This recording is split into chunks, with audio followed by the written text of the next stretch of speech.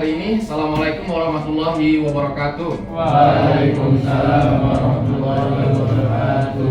Apa kabar semuanya? Sehat? Sehat ya. Ini udah mau liburan berarti ya. Oke, baik semuanya. Nah, sebelum kita mulai, mungkin kita bisa awali pembelajaran pada hari ini dengan membaca doa bersama, gitu ya. Mungkin bisa Iqbal pimpin untuk doa bersama untuk mengawali pembelajaran hari ini. Silakan Iqbal.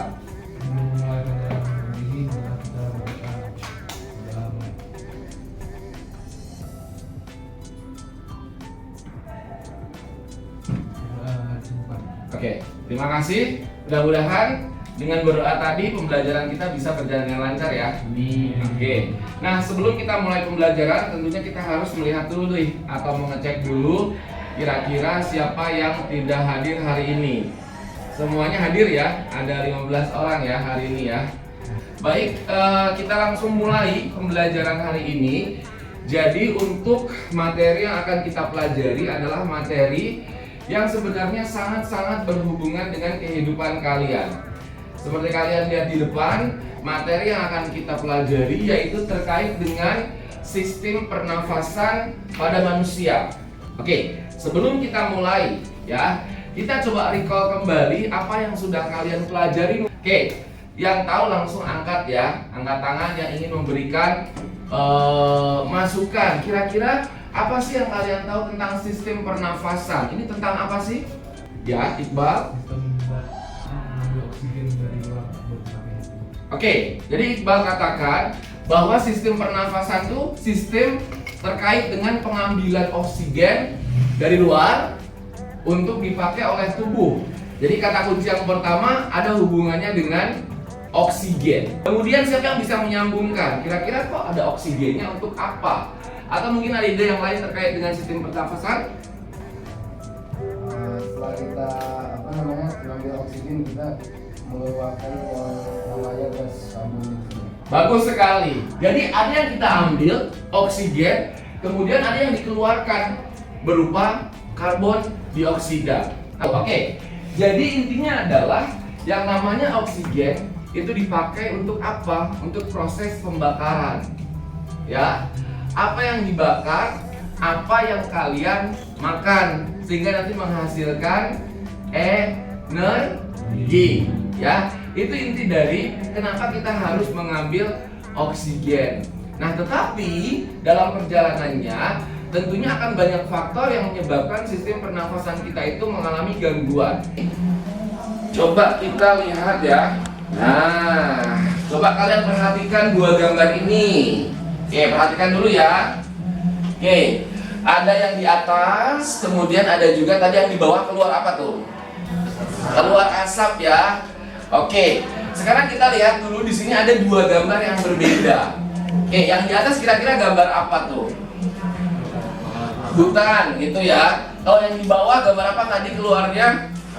Asap. Nah, pertanyaannya adalah apakah kalian pernah keluar rumah ketika pagi hari? Coba angkat tangan, siapa yang pernah keluar rumah pagi hari? Kira-kira ketika keluar rumah pagi hari, apa yang kalian rasakan? Udara segar. Bagaimana yang kalian rasakan di tubuh kalian? Adem ya, apalagi di Bogor enak, keluar banyak sekali udara segar karena masih banyak pohon. Kemudian yang kedua, ketika kita lihat asap, apakah kalian pernah nggak sih berada di sekitar perokok? Pernah. Gimana rasanya? Oh, bagus sekali.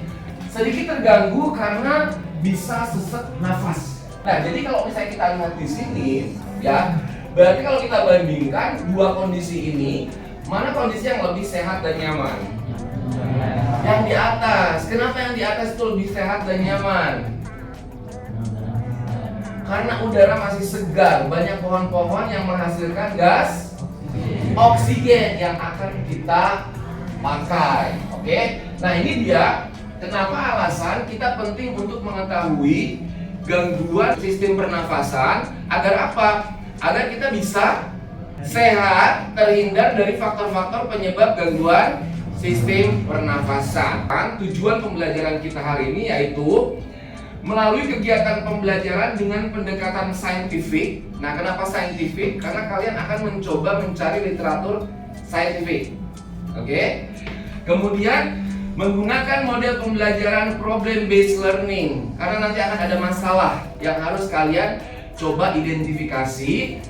Siswa dapat menganalisis hubungan antara pengaruh buruk kebiasaan merokok dan udara lingkungan yang tercemar terhadap sistem respirasi dalam kaitannya dengan bioproses dan gangguan fungsi yang dapat terjadi berdasarkan studi literatur dan diskusi kelompok, serta dapat menyajikannya dalam bentuk presentasi digital secara baik dan secara benar.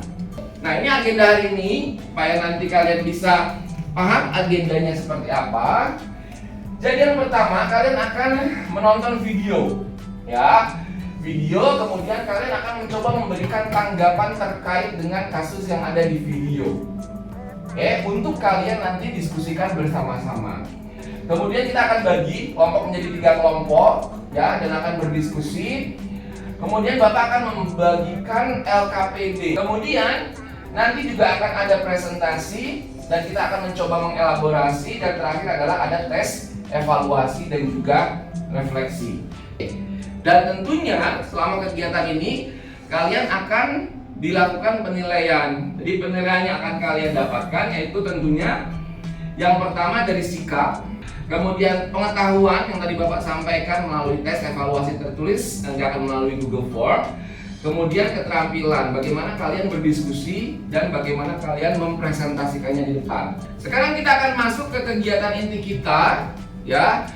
Bapak akan menayangkan satu video, ya, terkait dengan kasus yang berhubungan dengan sistem pernafasan dan juga kondisi terkait dengan penyebab gangguan sistem pernafasan. Bapak minta kalian semuanya perhatikan ke depan, buat catatan kalau perlu diingat-ingat, sehingga kalian nanti Bapak minta untuk mencoba kira-kira dari video yang kalian lihat apa permasalahan yang muncul, ya, dari kondisi yang kalian lihat. Bisa dalam bentuk pertanyaan. Silakan. Pemirsa, rokok merupakan salah satu sumber pengeluaran utama masyarakat Indonesia. Produk yang membahayakan kesehatan, tapi celakanya dirindukan oleh sebagian kalangan. Seperti apa potret ekonomi dan bahaya rokok di Indonesia? Berikut fakta dan datanya. Meski wacana kenaikan harga rokok mencapai Rp50.000 per bungkus sempat hadir, namun industri rokok sebagai komoditas penyumbang inflasi terbesar kedua di Indonesia, sekaligus salah satu penyebab kematian tinggi di dalam negeri ini tidak surut. Laporan terbaru berjudul A Snapshot of the Tobacco Industry in the Asian Region memperlihatkan besarnya penjualan rokok di Asia Tenggara. Kira-kira dari kasus yang sudah kita lihat ini, dalam benak kalian muncul pertanyaan apa? Apa permasalahan yang bisa muncul dari kasus ini terutama di Indonesia? Kita akan mencoba membagi kelompok terlebih dahulu, ya, supaya nanti kegiatannya bisa menjadi lebih terarah ketika kalian berdiskusi.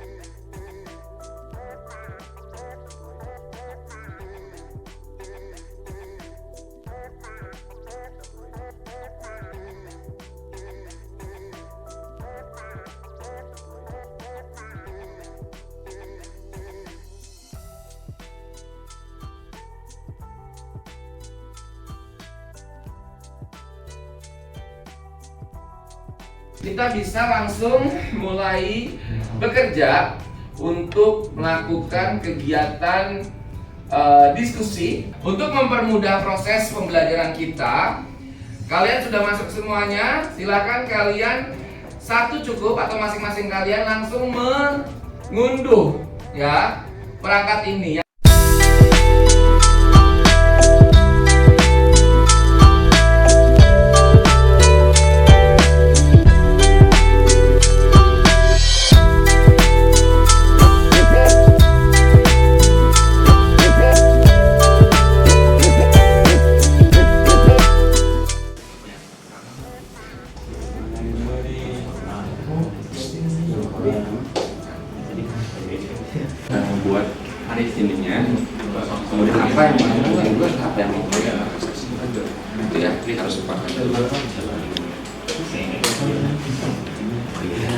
Bisa dihubungkan juga dengan penyakit ya.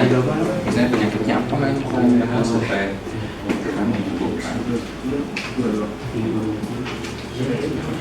diskusinya sudah selesai.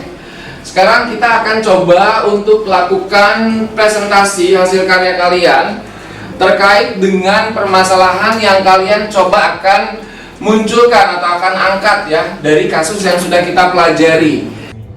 Jadi di sini kita akan membahas apa aja sih faktor-faktor dari penyakit asma itu, penyebabnya, apakah ada kaitannya dengan rokok atau sebagainya. Mari kita simak lebih.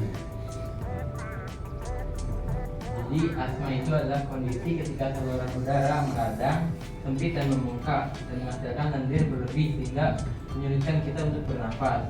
Jadi yang seperti yang kita tahu, rokok itu banyak banget zat-zat berbahaya yang ada di dalamnya, kayak karbon monoksida, sianida, nikotin, tar, dan amonia, dan masih banyak lagi. Itu adalah dampak rokok terhadap lingkungan. Ya salah satunya adalah pencemaran udara segar tentunya, karena saat rokok menimbulkan asap yang mengandung banyak racun ke udara yang mencemari lingkungan sekitar. Ternyata dari yang sudah kalian observe ya dari literatur dan lain sebagainya, ternyata kalian menemukan 3 approach atau pendekatan yang berbeda terhadap kasus yang ada. Kayak yang tadi lebih menekankan terkait dengan ini ada studi kasus loh di Jawa Timur, banyak yang terkena asma dan pertanyaannya kira-kira si asma ini berhubungan nggak sih dengan merokok, dan tadi ternyata studi literaturnya sudah menjawab.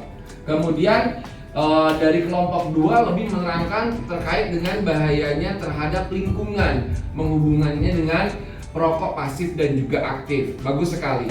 Kemudian yang kelompok 3 lebih menekankan ke ternyata yang namanya asap rokok itu bisa menimbulkan komplikasi penyakit. Jadi ada istilah yang namanya ETS atau Environmental Tobacco Smoke. Apa itu? Jadi ETS adalah asap yang dihirup oleh perokok pasif. Tadi sudah kelompok 2 sampaikan ya. Jadi dia tidak merokok, tapi dia menghirup asap yang dikeluarkan oleh si perokok. Nah ternyata zat kimia yang paling banyak terdapat pada ETS adalah karbon monoksida. ETS juga memiliki kadar tar yang tinggi. ETS juga dapat menyebabkan kerusakan paru-paru. Selain itu ETS juga dapat masuk ke aliran darah. Untuk melihat seberapa besar kalian sudah memahami topik ini, silakan kalian selanjutnya akan melakukan evaluasi dan juga refleksi. Kalian bisa buka tab kalian, langsung masuk ke bagian evaluasi gangguan sistem pernafasan. Setelah selesai, kalian masuk ke dalam link yang refleksi di sini untuk juga kalian kerjakan.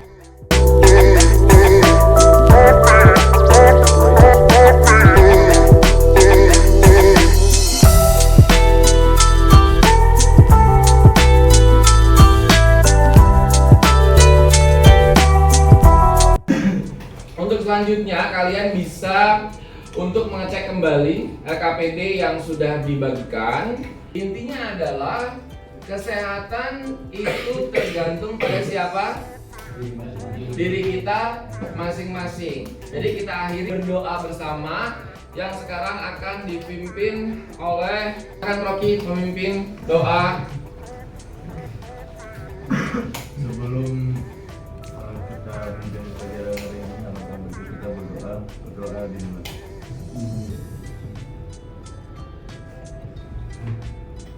Baik, sekian. Assalamualaikum warahmatullahi wabarakatuh. Waalaikumsalam warahmatullahi wabarakatuh.